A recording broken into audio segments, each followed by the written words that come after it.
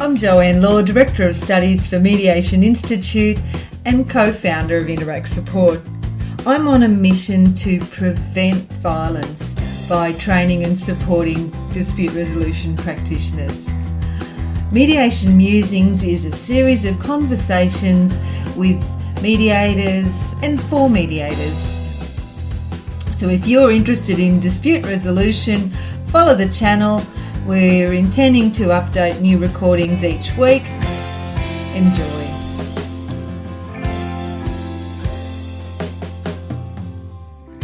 So welcome, Michael. I'd like to welcome Michael Lang, who's a mediator from Lang Mediation Services in Florida. Now, I met Michael on LinkedIn, and what particularly interested me was the work that you're doing, Michael, on reflective practice. So I think we might talk a fair bit about that, but I'd like to also understand a little bit more about your role and scope in the whole dispute resolution area. So welcome. This is both a delight and a privilege, Joanne. Thank you. Oh, excellent. So look, before we get into things, how long have you been mediating? Is this 40 years? Oh, okay. Wow. So Yeah. since you were a schoolboy. I'd like to say that was true. My very first mediation case was in 1978. Oh, okay. What got you interested in mediation? Well, I didn't even know for sure in that very first instance that I was doing mediation. And I'll tell you how it came about. I was practicing as a lawyer. Yeah. And I did a fair amount of divorce work. At the same time, I was enrolled in a training course studying transactional analysis and Gestalt therapy. Oh, okay. And so I did that for 3 years, and I was the only non-therapist in the group. And it was clear to me, and I made clear to the leader of the group, that I was not looking to become a therapist. I wanted to enlarge my understanding of how human beings interact so that I could be a better counselor and advocate for parties. Yeah. And one of the therapists in the group then suggested to a couple that they come to see me. And they did. And they said, well, we want you to represent the marriage. And I said, well, there's this little thing called ethics that prevents me from doing that. However, when I explained I didn't just say that there was an ethical problem. I described the situation, and the fellow said, so if you were only representing my wife, we could still have this conversation, and I could be here, and the three of us could work out together a solution to our divorce. Mm-hmm. And I said, absolutely. He said, write me the letter. Tell me that you're only representing my wife. And I turned to my desk.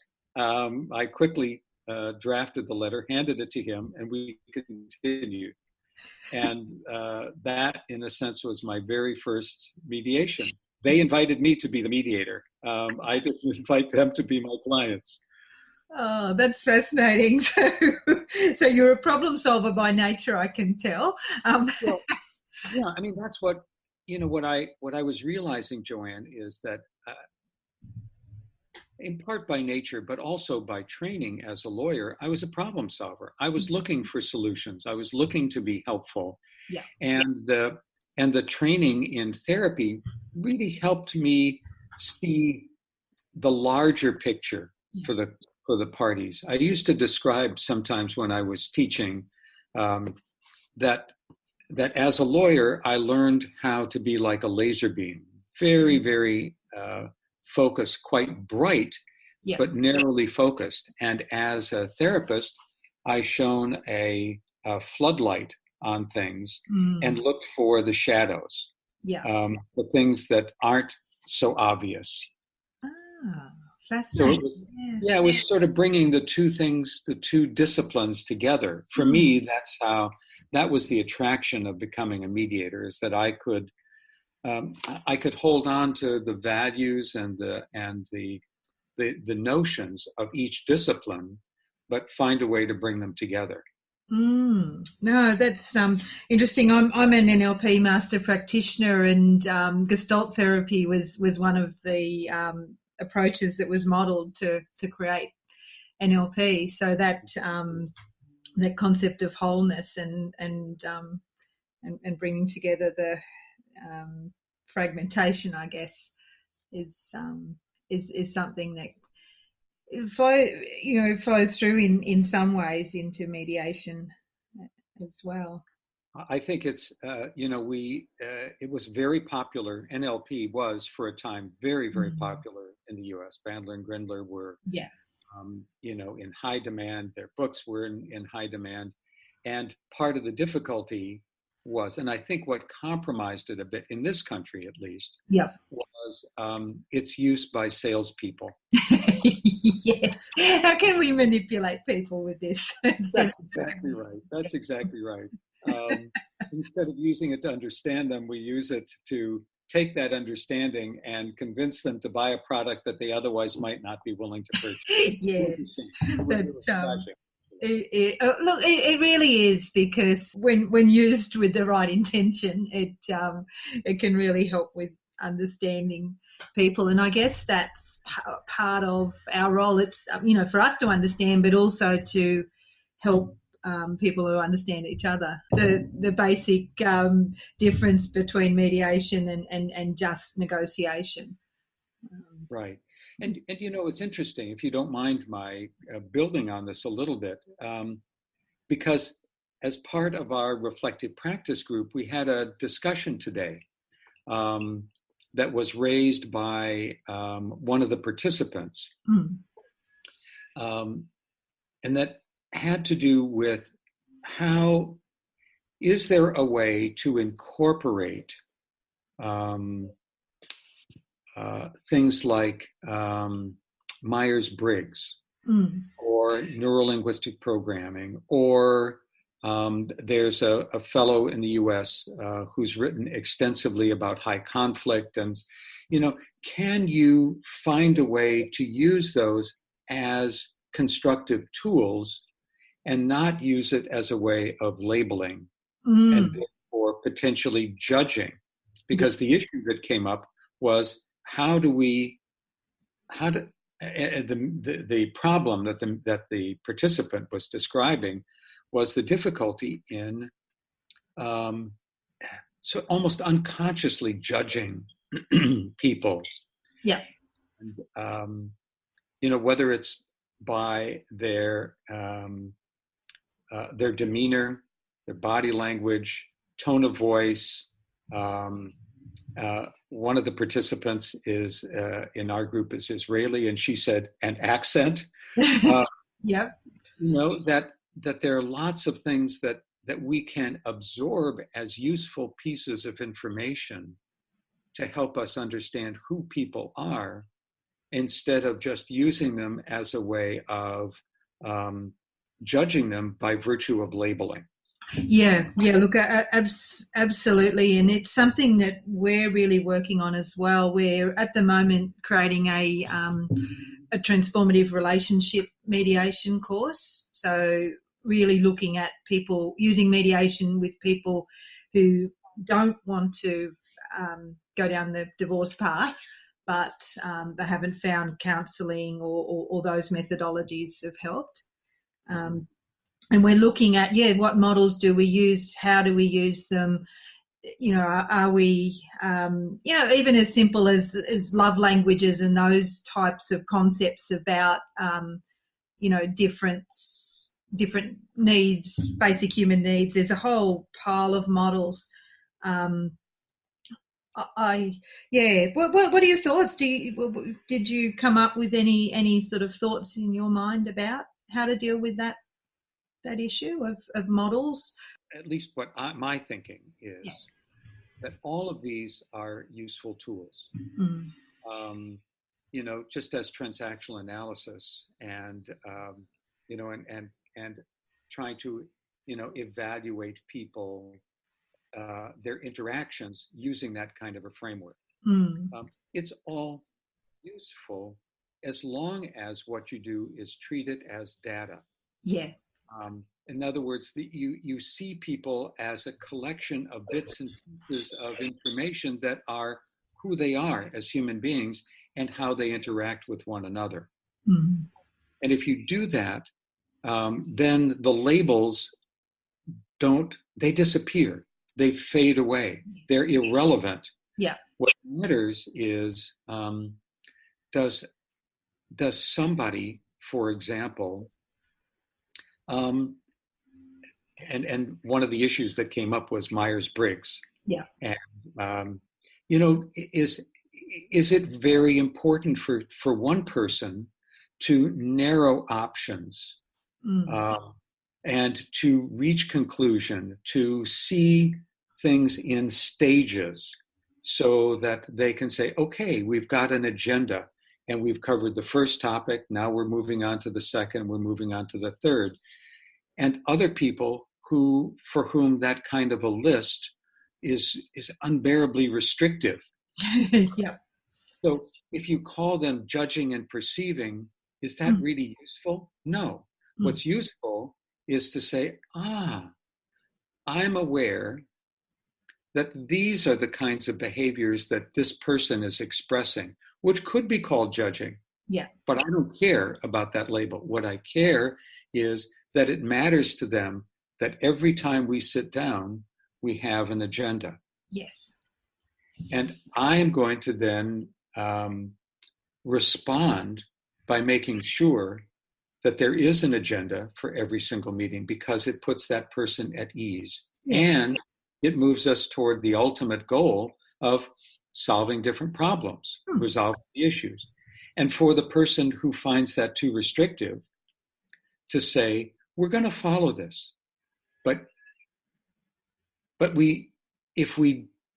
there's a possibility that we can jump around.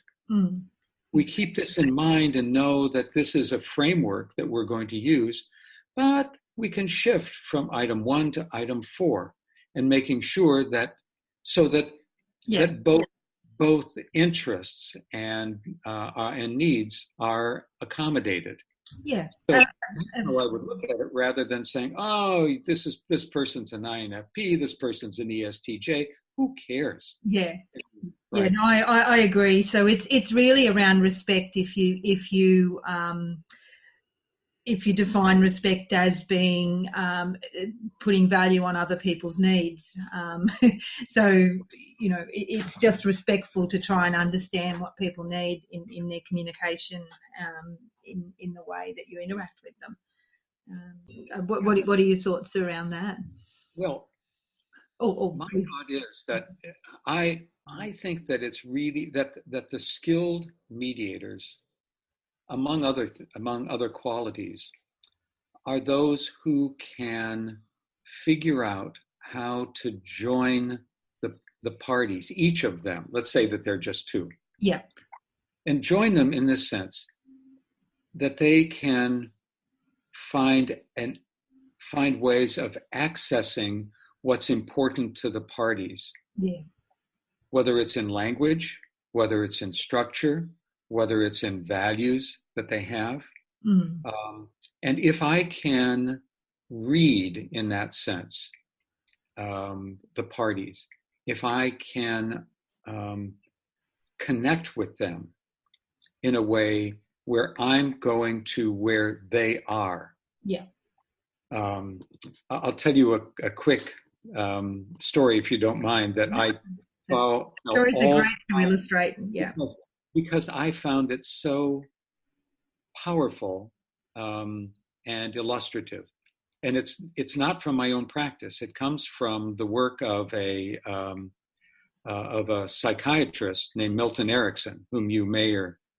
Yeah, absolutely. He was another one that was modeled to create NLP. So Exactly right. So I thought you might have heard of him. But the story, and the stories about Milton Erickson told in Jay Haley's book are, you wonder at sometimes they just seem apocryphal. So this one takes place when he is first, one of his first assignments after completing his residency, or maybe as part of his residency, and he's working in a state-sponsored mental institution.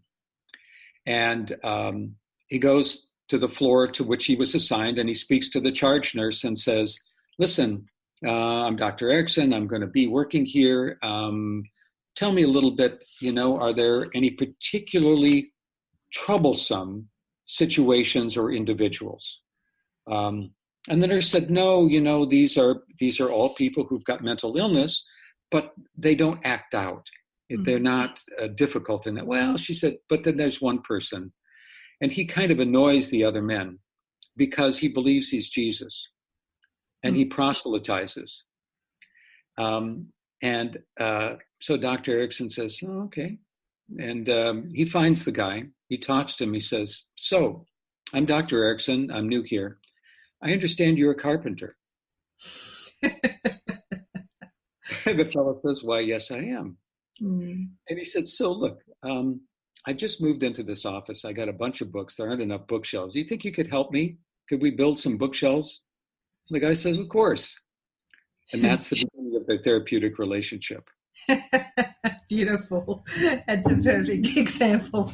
Meet him where he's at. It's exactly right, Joanne. And if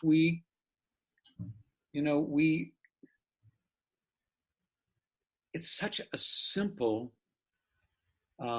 idea that so many of our colleagues utterly ignore, because we think of ourselves as, well, I'm sophisticated, I'm experienced, I know how this all goes, I know that it's going to move from here to here to here, and we stop paying attention to the small details that will give us extraordinary insights.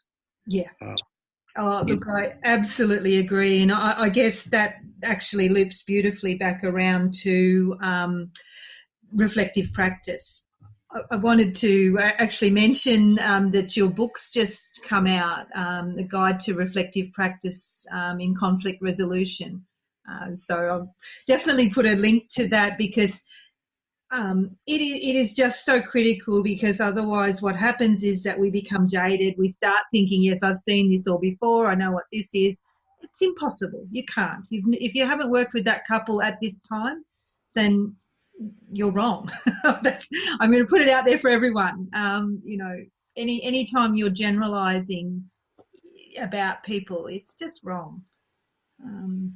Exactly. So. I mean, there's some things that we can. I mean, it's okay, I think, to say things generally unfold in this way. Oh, yeah. As long as we're open to being surprised. Yeah, absolutely. So, I mean, we're doing a process, and it's a repetitive process. It's got certain stages and things like that. It's just, if we think before we know the people, before we've been told by them that we understand their motives and who they are, that's when I think we're doing them a disservice and ourselves a disservice. I think so, and we're not being nearly as effective as we be, which has two elements to it for me always. Yeah. One is the beneficiary, the clients, the parties whom we have a privilege to serve and to work with. But it's also being competent and effective helps my sense of self-esteem. Yeah. I feel better if I know that I've done good work. Yes. Absolutely. And good work, not just measured by whether there's an agreement at the end. No. Not that that's unimportant, just that's not the sole criterion by which I would determine whether I feel good about the piece of work that I've done. Yeah. Yes. I did a training once for it was billed as an advanced group mediation training, and the criteria were that everybody had to have completed a very extensive set of training courses to get a certificate in this, and I won't name the place because that's not important, but to get a certificate, you had to complete 240 hours of training. Oh, okay. That's quite a lot. Right. And you had to have you either had to be observed or you had to produce a videotape of a negotiation and a mediation. So these were people who had that level plus a minimum of 5 years of experience. Okay. And we were doing something, and in the very first day, and one of the people said, "So, would you say this is at stage 2 or 3?" And I said, "What?" I said, "Yes." They said, we learned that this is how you do the mediation. It's got various stages. You start with the introduction, and then there's, the telling of the stories, the sharing of ideas, and then there's this, and then there's this. And I said, "Oh, okay." I said, "Let me ask you, you've all had, a number of years of experience. Can you think of a single mediation you did that followed that staged approach?" And they said, "No." And I said, "Good, because you shouldn't." Yeah. Because that means that you're telling them that they have to fit into your box. Yeah. Instead of you figuring out how to take your framework and make it relevant and useful to them. Yeah. Yeah, absolutely. And yeah, quite often we'll find, because we teach mediation, we do teach a process because you've got to teach something to learn. But yeah, you'll often have people, there's really productive conversation going and they want to, no, we need to go and now talk about agenda item 2. So they'll actually stop communication in order to bring the people back to their process. Yeah, and I tell this story almost every time before I describe the mediation process when I'm training mediators, because I want to say, we're going to go through the various stages and elements of what a mediation, and you're going to see, I'm going to present them in serial fashion. Yeah. And that's so that we can understand. That doesn't mean that this is, and so. Yeah, that we have to force that on on the parties, despite well, I guess we always need to remember that the objective is to, well, from my point of view, it's to increase understanding and, if possible, help them to reach a mutually acceptable agreement. So anything that supports that's appropriate, and things that get in the way of that, we need to be thinking, should we do that? Yeah, I mean, I use an example. Once I've presented all of the different stages and elements, let's say I'll give you an example. I was doing a mediation, and there I am doing my lovely introduction and explaining what mediation is and talking about confidentiality. And this, the parties are looking everywhere but at me. Yeah. I said, "Stop, hold on. What's going on?" And they said, "We haven't been in the same room together in 6 months. And we need to start having a conversation. Yeah. We came here urgently to have this conversation. We need it. We need to resolve these things. We need to get on with it." Yeah. And hearing that allowed me to make adjustments to what we were doing, because it was reflective of what they needed at the time. And I say, sometimes you end up having to dispense with your introduction to allow them to do something that they need to do, but always remember that you will still have to come back and make sure they do understand about confidentiality or whatever else it might be. Yeah. Well, certainly confidentiality, but you can usually get that away very quickly. But some of the things that you might need to use to manage yeah, you might not have been able to talk about the value of meeting separately at certain times, and who can decide about that and what it consists of. Or, I might not have explained in detail that while I'm a lawyer, I'm not giving legal, those kinds of Yeah. explanations don't have to just go by the wayside. Or come back in context later if it's needed. Precisely. Yeah. Exactly, Joanne. Right. Yeah, and that's not a bad thing as well. So I'm curious to know, from what do you define as being reflective practice? How and why did you feel the need to write a book about it? It's Sure. And not to put too fine a point on it, it's my second book about it. But yes. Well, even more so, why did you feel the need to write another book about it? The first one was 20 years ago. Yeah. Oh, that's right. Yeah. So, well, no, and I'm being playful about that. So you don't know me, but I'm being lighthearted. I don't take those kinds of things that seriously. So I'll tell you what I think reflective practice means to me, and then talk a little bit about why I wanted to write a book, and why I hope people might read it. Not just buy it, but actually read it. There's a difference. And I was saying to the group this afternoon that that book sales and royalties are not the reason I wrote this book, because this was not going to fund my retirement no. in any way, or cumulatively raise enough funds so I could come and visit you. We'll have to find another way. Right. So I think of it as a purposeful.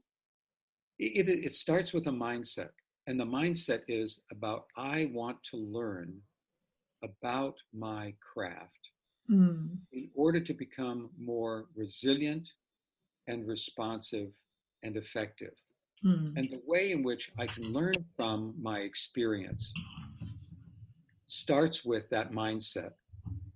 And then it builds on the process of reflective practice, which is that I am initially, the first thing is that I am always mindful of wanting to learn as the process goes forward, so that I'm open to paying attention to what's going on, to seeing what is new, different.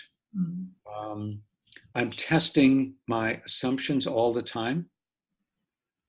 I believe that it's really important as part of reflective practice that we create, and actually part of good practice, is that because we do this unconsciously, and then I think we need to make it more deliberate, which is that we form hypotheses about what's going on. Yeah, that's how our brains work. Yeah. You could call them assumptions, you could call them best guesses, you could call it a lot of different things. Yeah. My co-author on the first book insisted that we call them formulations. Okay, yeah. She thought that was less scientific than hypotheses, and she liked it. And sounds a bit technical to me. I love her. I loved working with her, and it was an easy compromise to make because we were talking about the same principle and process, regardless of what word we used. Yeah. And so, we do that, but I go back and say, people, we're doing this anyway, so let's make it explicit in our own minds. Let's make it deliberate. Let's be aware of what information we're gathering that affects our understanding of who the parties are and how they're engaging with one another and the work that they've come to do. And part of that requires us then to be aware of our and my co-author came up with the idea. We had the idea. She called it Constellation of Theories. That each of us as practitioners views situation. We absorb information selectively, and we process it selectively based upon a variety of beliefs. And those beliefs can be, they can be part of who we are as a kid, as we grew up, the sort of life we led, the education we had, the religious upbringing we had, the values we absorbed. Whether our nature, for example, I describe myself as not as a glass half empty or glass half full, but that the glass can always be refilled. Kind of person. Okay. Well, that's my person. That's me. That's not good or bad, right or wrong. It's just you're not limited by the glass. No, that's my nature. So I'm aware of that, and I'm aware of certain core values and beliefs that I have. At the same time, and as we talked about earlier, the way I think about problematic situations and conflict is influenced by the education I had, the professional education, first as a lawyer, and then through the course in transactional analysis and Gestalt therapy, and then subsequently I did a couple of years of training in family therapy, where I learned systems thinking. Yeah. And that affects it. So I'm aware, and I think that I want other practitioners to be aware of the values and beliefs that they bring. Because you and I, sitting in the same room, listening to the same people talk about their situation, we will have very different understandings of what's going on. Yes. They won't be deeply conflicted. We won't be tremendously at odds necessarily, but we will see it differently. And as a result of how we see something, we're going to want to proceed. Yes.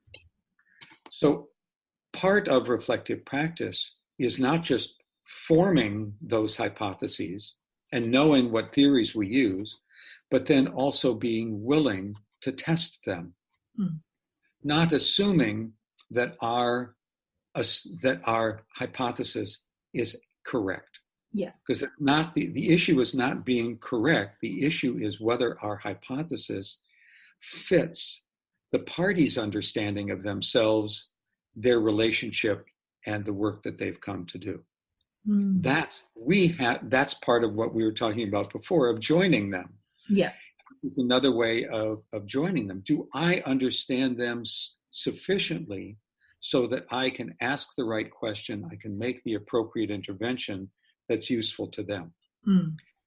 And part of testing a hypothesis also means being willing to go, oh, I had it wrong. Yeah. I missed something. I didn't have that quite right. And reflective practice helps us do that. Yeah. And being I guess having a strong sense of self and that resilience you talked about before is important for that, because if people feel the need to protect themselves, their ego, they can't admit that, and it's the clients that are wrong, even though it's clearly.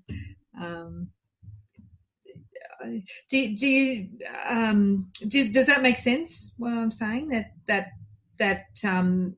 sometimes people find it difficult to admit that they've got things a bit wrong.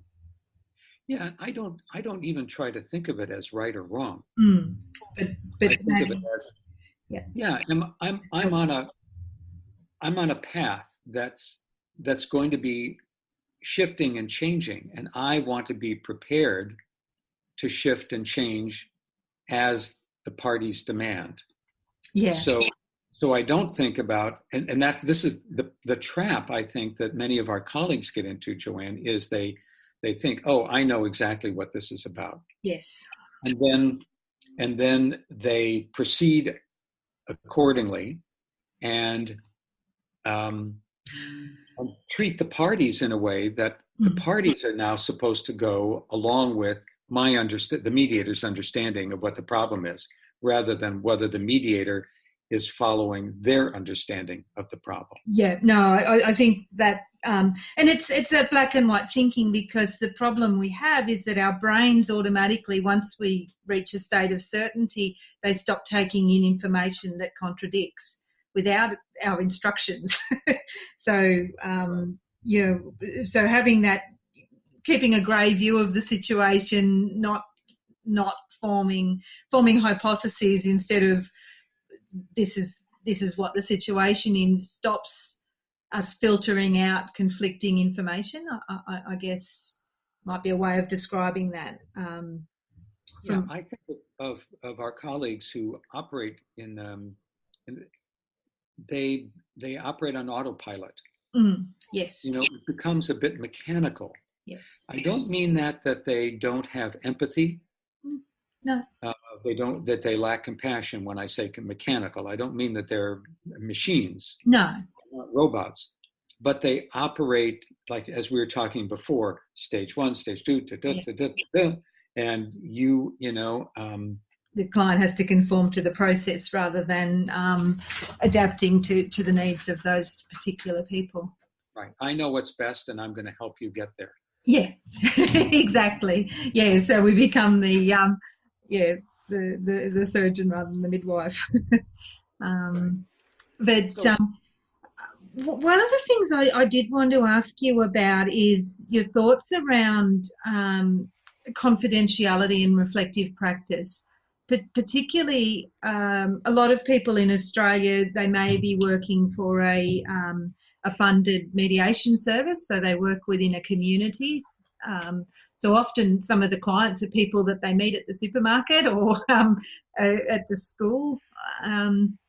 What are your thoughts around that tension of being able to share, but not necessarily share the details about someone?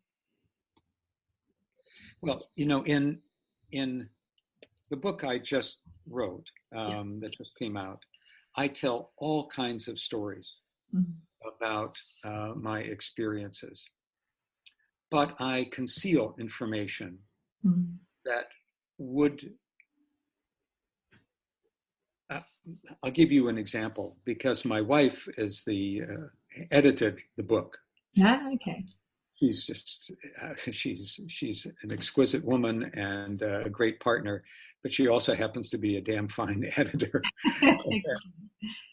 And I was telling this one story, and she said, "Michael, you can't tell it that way because you're revealing too much information." Okay. So it happened to be a situation where I went to the Canadian Arctic to work. And I couldn't describe the community. I couldn't describe the entity I was working for. I couldn't say anything about the individuals who were there. No.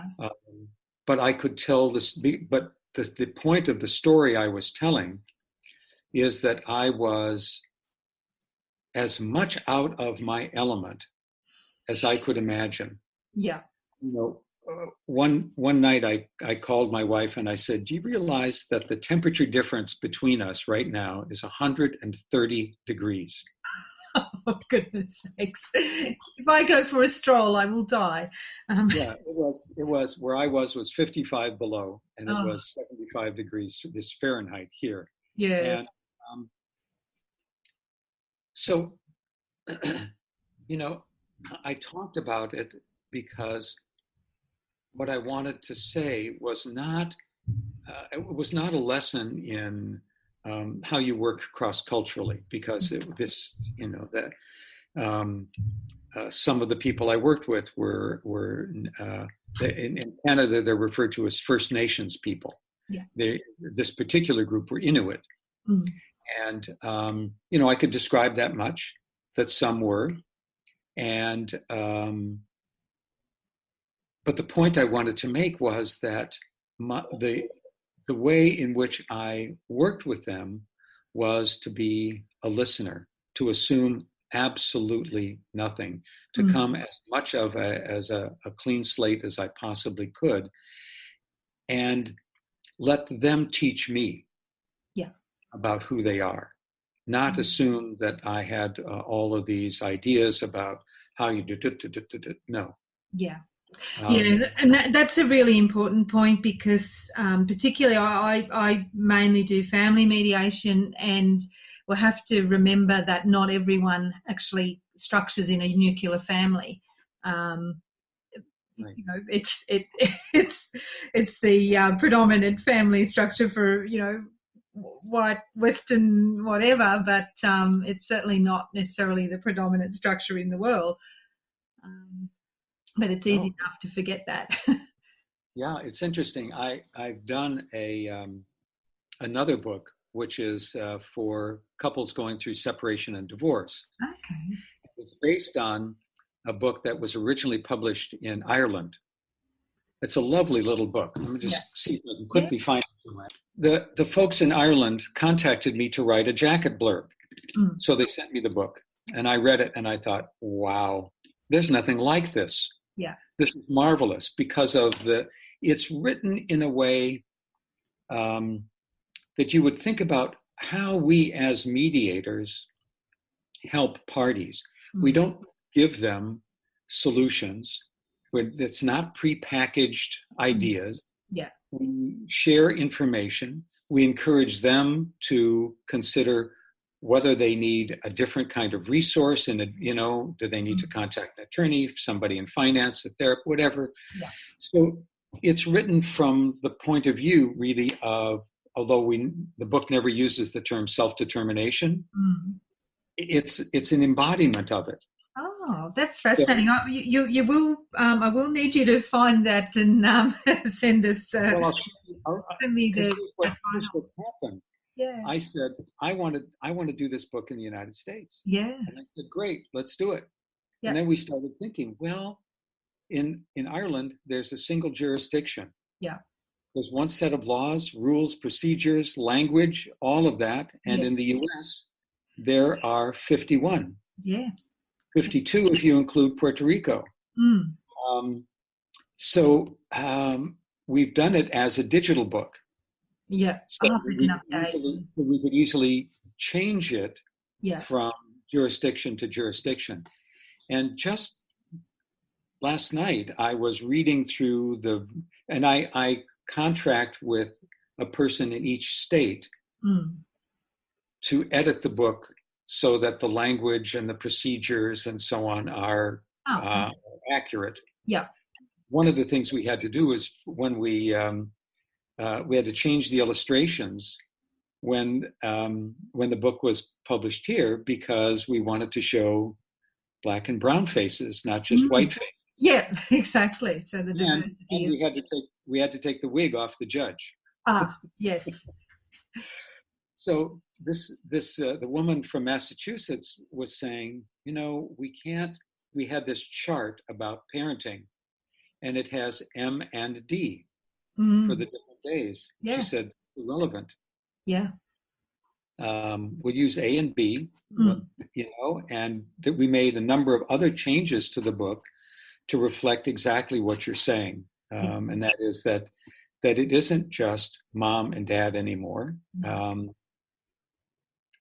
Absolutely. And I'll send you a link to the Amazon. Look, it'd be interesting. I'll definitely, because what I'd like to do is when we publish these podcasts, I create a page on our website that we can put extra information. So I'll be able to put links through to your books, because I'm sure people will be really interested in what you've been writing about. But also that one would be quite interesting, particularly if people are working with clients in the US or that have got cross-jurisdictional issues. I know I've worked with some where the wife's wanting to stay here and the husband's wanting to go back to the US. And and I think and if you're interested, I'll provide you with an opportunity to download one of the books or send it to you in PDF format so that you can see it, because it would be lovely if somebody picked up the idea and thought that it would be useful in Australia.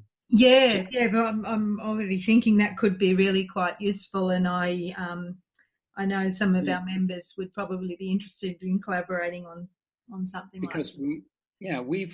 we're interested in getting lots and lots of readers, not necessarily, I mean, yes, professionals, but more the people. The idea for us is that it's an adjunct for that it complements the work of professionals. It doesn't in no way replaces it. No. Because yeah, and so in the U.S. we sell it for $3.49. Yep. So the intention is to make it available and make it available. The digital makes it accessible. The fact that it's digital also means that if somebody's reading it on a device and they're in a Wi-Fi area, the links in the toolbox at the back of the book are immediately accessible. Ah, perfect. Yeah. So I think that's a great way to publish, particularly information that changes as laws do with time and where there's other resources needed. So I'd be really interested. I've already got a collaboration with Bill Eddy from the High Conflict Institute, where we've done an Australian version of his New Ways for Families course to adapt to our legal system here. So very, very interested in any other resources that might be available. Well, I'll see that you get a copy, and you might look at it and say, that it is something that could be easily adapted to Australia and would be a useful thing. In which case, great. Yeah. And we're a bit like Ireland. We've got just 2 jurisdictions, but so all of Australia except for WA, Western Australia, but their system almost mirrors the Family Law Act, so not too complicated. But, yeah. I mean, we had to get rid of, we had to remove barristers and solicitors and replace it with just lawyers or attorneys. Yeah. They were just simple things, because you don't want readers to get tripped up by something as simple as that. Yeah, well, we don't use custody here. We talk about living with, spending time with, and care, rather than custody and visitation. So that sort of language needs to be changed for us. Exactly. And every book that because we've now done versions for Florida, Vermont, Oregon, California, working on Massachusetts, anyway, a bunch of them, and the language for alimony or spousal maintenance or spousal support differs from state to state. Yeah. And the concept is the same, generally speaking, but the language has to be adjusted. The drafting of the lawmakers, and it's actually quite a fascinating exercise to see those little variations and how they play out. Right. Yeah, so look, I'm just mindful of time, and I really do appreciate you sharing this time with us. Are there any final thoughts that you'd like to leave people with? Well, the last thing I think I will say about reflective practice is this: that the ultimate objective is to become more competent at what we do. Yeah. More resourceful and resilient, for our sake and for the sake of the people we work with. And that's the idea, because a lot of times people think about reflective practice as just sitting around over a cup of tea and talking about cases. Telling stories, not in a way that is in any way disrespectful of the parties you've worked with, and certainly not in any way that compromises confidentiality. But there's not a focus to it. It's storytelling, and that has a useful value. Yeah, I don't deny that, because sometimes the value is merely the building of collegial relationships. But this is different. this allows people to build collegial relationships, but with a particular purpose in mind, especially when, because reflective practice can be done individually, it can be done one-on-one, with another person, or as I like to do it, with groups of people, because it builds relationship. It takes us out of the sort of solitary practice that we are almost always in. Few of us ever have the opportunity to have somebody observe and offer feedback. Few of us have the opportunity to do co-mediation where that could occur. Yeah. And that's most of my mediations are co-mediations because I'm a trainer, so I usually have a student with me, which is fantastic because it gives me that opportunity to reflect on them, and I guess that's something that I invite mediators to be thinking about. Experienced mediators, why not work with a student, a learner, because it really would enhance your practice. Well, it enhances my every time whenever I've worked with students as mentees, or these groups that I lead now of experienced practitioners, I always walk away with something significant I have learned. Absolutely. Me too. Yeah, every single time they depending on their confidence level, whether they raise it during the mediation or after, there's always something, what about this? Or, could we have done that? Oh, yeah, we could have. Maybe we, no, it's wonderful. So you one of the words that you use a lot is resilient. And I've actually, I wrote down what you said. The objective of reflective practice is to become more resilient and resourceful.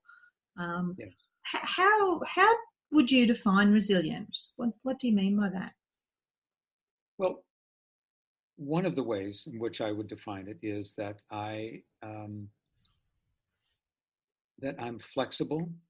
I am able to shift and move according to the needs of the parties as they express them. Yeah. Whether those needs have to do with the substance or it has to do with the quality of the interaction. So resilience is that. Resilience means that I don't come with a fixed idea about what mediation should be. I don't come with a fixed set of tools and skills that this is the way it needs to be done. It means that I am interested in and open to being surprised. Beautiful. I'm really glad I asked you that question. That's great, because that gives a much greater, I think, depth of understanding of what you're saying. Lots of times I think our colleagues are they're nervous about, or even they're timid about being surprised, puzzled, confused, as though it suggests weakness or a lack of self-confidence. I think it takes supreme self-confidence in order to be able to go of something that's not right in the moment, that's not right for the situation, that's not right for me or not right for them. One of the attributes of a reflective practitioner, as I list 9 of them in the book. I'm not going to go into all of those. We don't have time, and that's not the purpose. But I learned this phrase from a fellow on the faculty when I was teaching at a university, and he used it in the context of a different context. He was an anthropologist, but I apply it to our work, which is hold on tightly, let go lightly. And that is the ability to have a clear idea of what you would like to be able to do and why you would like to do that. And also to be able to let it go when it's not right. Perfect. Get so wedded to it that you force a situation to conform to your idea. Mm. But Yeah. not to be so unformed and uninformed that you don't have a vision. Mm. Yeah. No, that bears some thinking on, doesn't it? It does. I can see why that you've retained that over time. Mm. That's look. I'm just. We'll need to finish up, but thank you so much for your time. I think this is going to be really helpful for people, and I know for one, I'll be purchasing your book as well. So, well, I'm grateful to you not only for this opportunity, but most specifically right now for being the timekeeper, because I'm so enjoying this conversation. And I have a sense that you and I are somewhat similar in that if we didn't have that kind of a boundary, yeah, this conversation would go on for another couple of hours. definitely. And I would love it. Me too.